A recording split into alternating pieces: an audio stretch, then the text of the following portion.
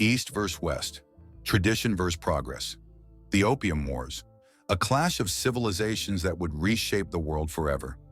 We delve into the shocking details of this dark chapter in history, secret deals, corrupt officials, and devastation on an unimaginable scale. How did one company bring an empire to its knees? What role did the British government play? And what became of those who paid the ultimate price? Opium, war, betrayal. This is the story of how greed crippled a nation. Watch our video and uncover the truth about the Opium Wars between Britain and China.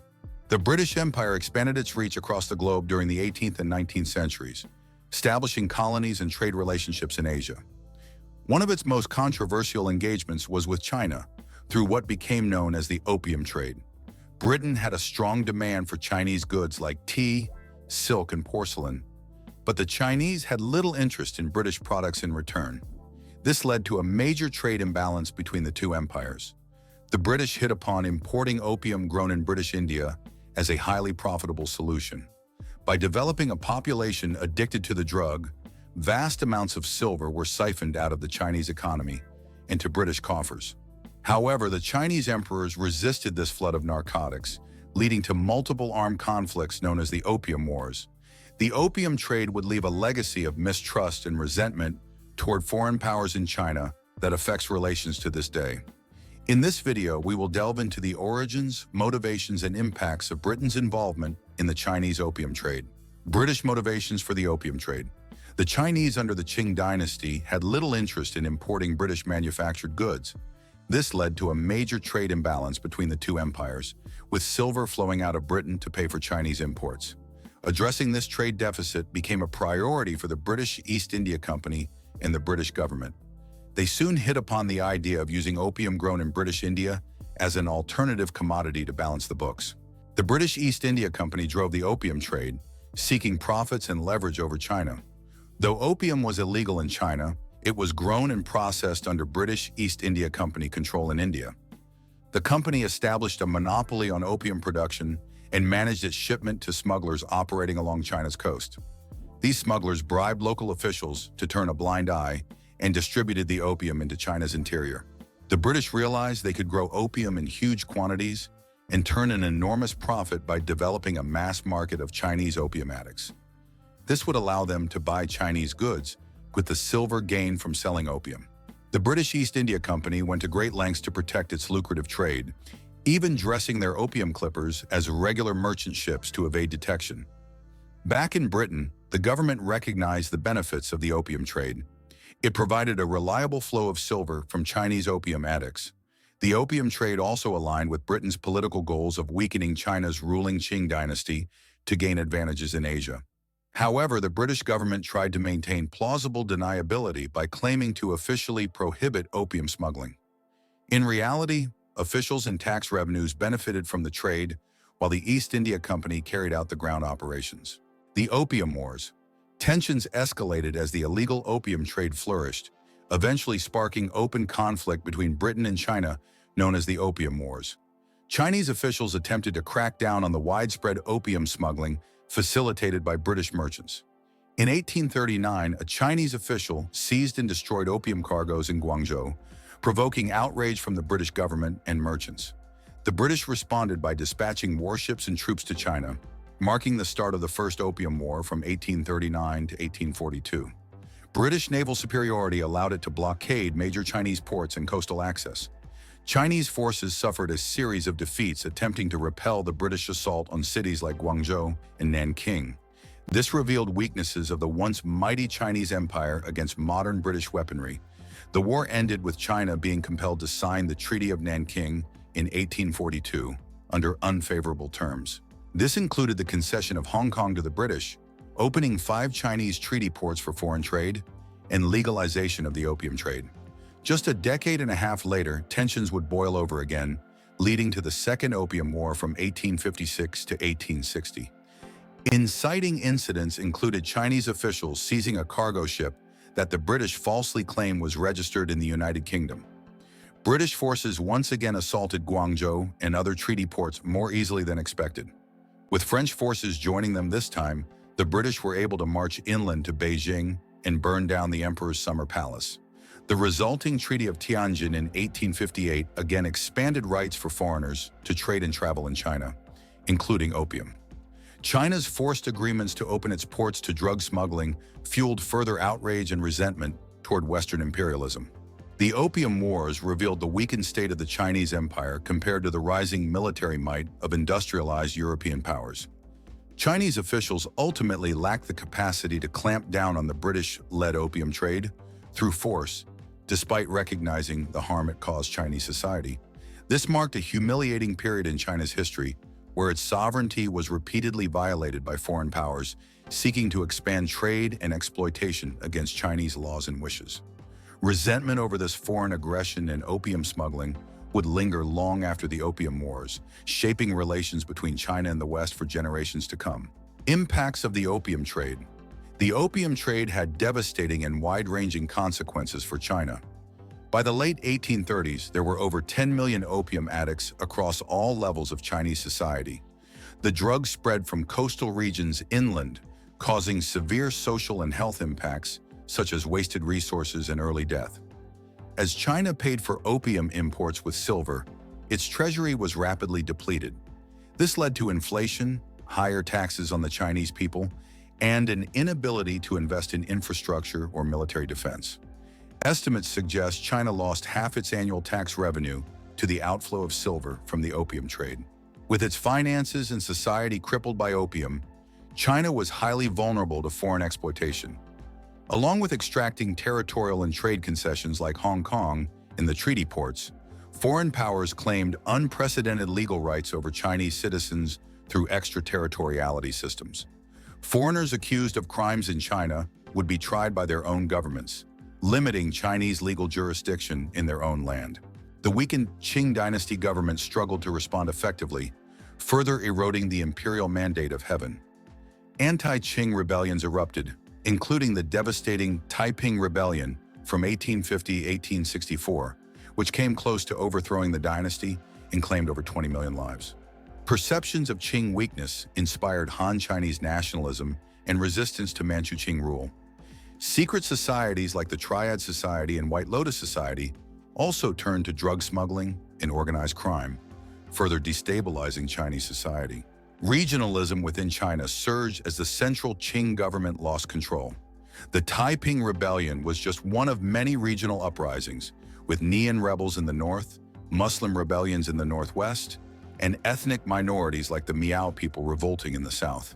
The Qing dynasty seemed on the verge of total collapse, kept alive only by foreign loans leveraged against customs revenue. The opium trade also stimulated Chinese emigration overseas.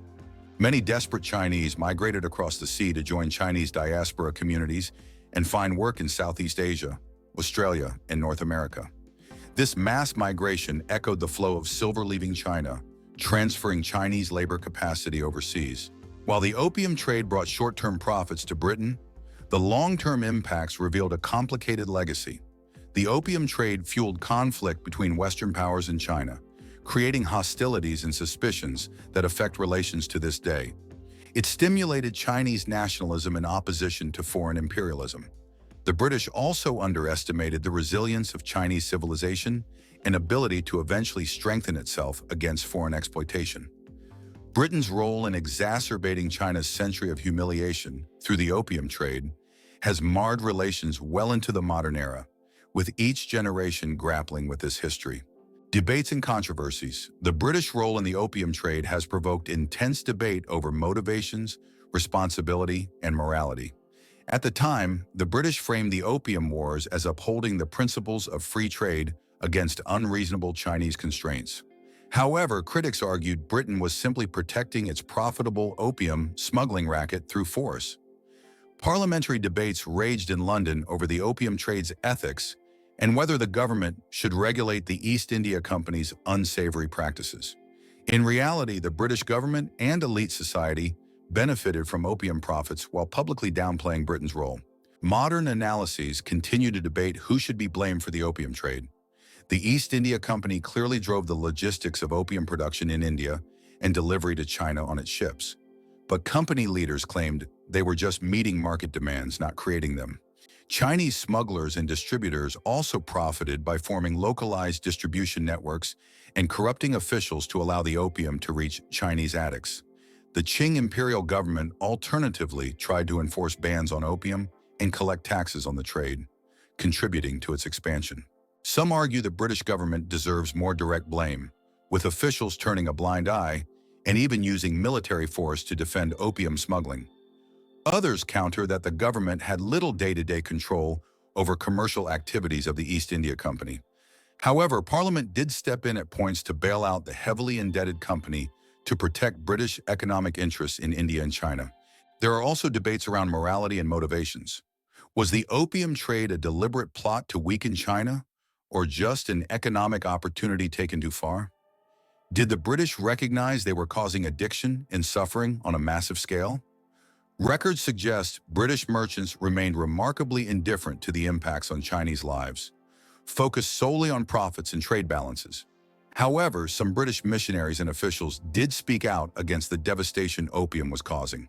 After centuries of mutual hostility, more nuanced understandings are emerging. The causes behind the opium trade were complex economic forces, and multiple parties are responsible across Britain and China. Most historians agree the trade had traumatic consequences for China, even if morality was more ambiguous at the time. Complete consensus remains elusive, but the priority today is overcoming the lingering distrust to build more cooperative relations.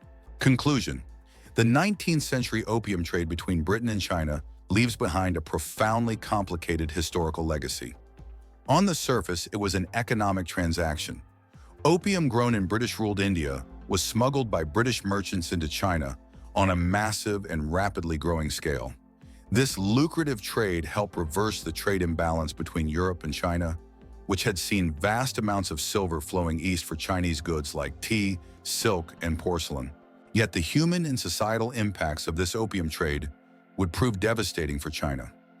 By developing a population addicted to opium, the British East India Company and compliant Chinese smugglers unleashed a drug epidemic that corrupted officials, drained wealth, undermined public health, disrupted communities, and more. When the Chinese Emperor's court tried to crack down on this influx of drugs, Britain launched the Opium Wars of 1839-42 and 1856-60 to forcibly keep the opium trade open. Superior British naval firepower inflicted defeat after defeat on Chinese forces. China was compelled to accept legalization of the opium trade through a series of unequal treaties imposed after each Opium War. These treaties extracted concessions like the seizure of Hong Kong, opening of new treaty ports, and granting of extraterritorial rights to foreigners accused of crimes on Chinese soil. China had been strong-armed at gunpoint into allowing the continued dumping of massive amounts of addictive narcotics onto its shores. This represented a true clash of civilizations, with blatant disregard for Chinese sovereignty, cultural values, and basic human welfare. The British government maintained enough distance and plausible deniability to avoid dirtying its hands directly in the opium trade. However, it was complicit in supporting the East India Company and ensuring China stayed open as an opium market through economic coercion and outright military force. The impacts on China were deep and lasting. The Qing Dynasty lost control over significant chunks of its territory, economy, and population. Regionalism, poverty, rebellion, and corruption surged throughout the 19th century. The socio-economic fabric was shredded. China's status on the global stage plummeted from the world's largest economy in the early 1800s to a weakened state derisively labeled the sick man of Asia by the late 1800s. This traumatic era understandably remains a source of shame and anger in China's national memory. In looking back, most modern historians agree Britain bears responsibility for exploiting China's vulnerabilities at the time and inflicting long-term damage in pursuit of economic gain. Even if intentions were not explicitly malevolent, the opium trade unleashed staggering human costs in addiction and instability that could not have been ignored. There are lingering questions over how complicit the British public and government were versus the East India Company. But the historical record confirms that British power forced opium upon China, despite vociferous Chinese objections, with callous disregard for the consequences. This remains a sobering lesson as nations continue to grapple with complex dynamics around trade, cross-cultural ethics, and international law today. Only by acknowledging this painful history can Britain and China move toward more cooperative relations, built on mutual understanding and respect rather than coercion, exploitation, and mistrust. There are no easy answers, but an open and thoughtful reckoning with the past can help guide us to a more principled future.